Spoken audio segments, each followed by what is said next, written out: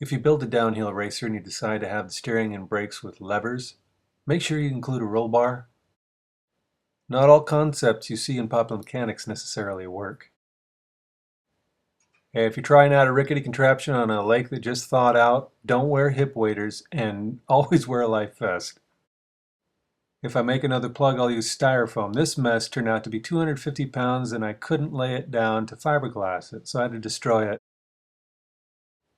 If you design and build some vehicle, make sure you got enough ground clearance. Some designs just don't work. Don't ever attach foot pegs to the front forks.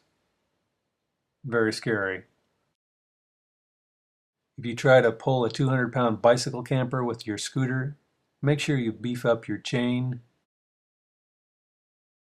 For your Burning Man rig, wheelchair wheels are fine. Just make sure the next season you don't put a sail on it and then collapse those wheels. And then you got to get little wheels which get stuck in the playa, and that way you don't pay enough attention to the engine, which dies on you.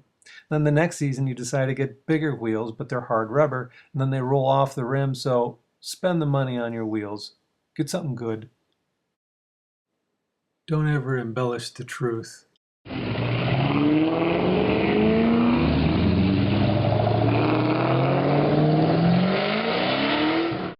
Don't start a monumental project just because somebody gives you a free motorcycle. Calculate your steering geometry so you don't end up trying to gear it down later. If you decide to build a vehicle at 47 and you think you could just slip through the top of the frame, put in a door. You're not 18 anymore.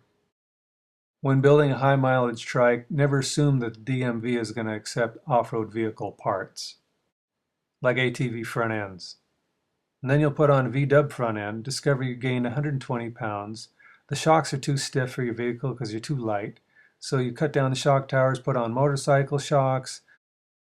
And then when you try to start off on an incline, you realize you're smoking your clutch. Need I say more? Warm drive, not good for freewheeling. If you mount a camera onto a motorcycle helmet to film yourself, make sure it's not far away enough to where you can't shut it off. Crazy, man, crazy. Just trying to test the placement off of my helmet. Ah! Just because you have some trees and you decide to cut them down, and those branches you decide to shred, and after a while that pile starts steaming, and you stick your hand in there and go, ooh, that's warm, maybe I'd cook something. So you stick some potatoes in there. Well, doesn't necessarily mean it's going to work. Spray foam is great in warm weather, but not in cold weather. Sometimes you'll just end up with a big gooey mess. Just because you dig up an old cement drain elbow doesn't necessarily mean it's going to make a great rocket stove. This fell apart about 10 minutes later. When making a micro survival kit, don't store your iodine pills in a little capsule. Iodine is highly corrosive, and that's why it's kept in a glass bottle. When making a tree house, never nail a board down to two trees. Trees sway and they grow. If you made a wind turbine to support a 12-volt system, make sure that wind generator is not a 6-volt generator. When designing a homeless pushcart, make sure the roof, if it's going to be flat and collects water, has a rubber membrane, or else the environment will destroy the said pushcart. Just because you figured a way to put a camera around your waist and film yourself doesn't make it a great idea. Probably terrible to look at. Just because you have the means to make a tall sand sculpture doesn't mean the sand's going to hold together.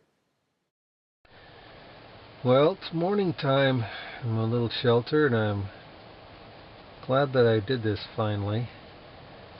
I'm discovering, unfortunately, that I have condensation built up on the ceilings and the walls.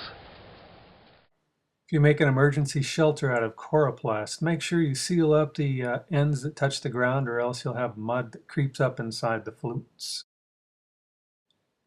When experimenting with materials to make a homeless sleeping bag, don't sew Mylar space blanket material in between. It'll just rip away from the seams.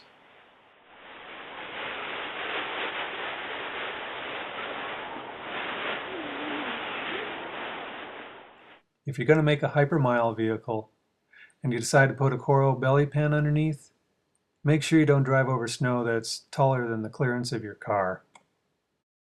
Kind of having a rough time. I hate to see him aggravated. He's a nice guy. Anyway, he just shut her down. There it is. Paul's Twin City 1947 box on the back. It's amazing the creation he did. He's giving it a little kick start. A narrow boat may go faster, but it doesn't necessarily stay upright. Don't get too comfortable while waiting for the tide to come in.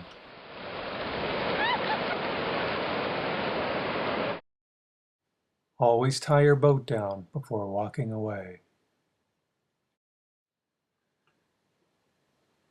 Hey, thanks for watching, everybody. And remember, don't be afraid to fail. It's part of life.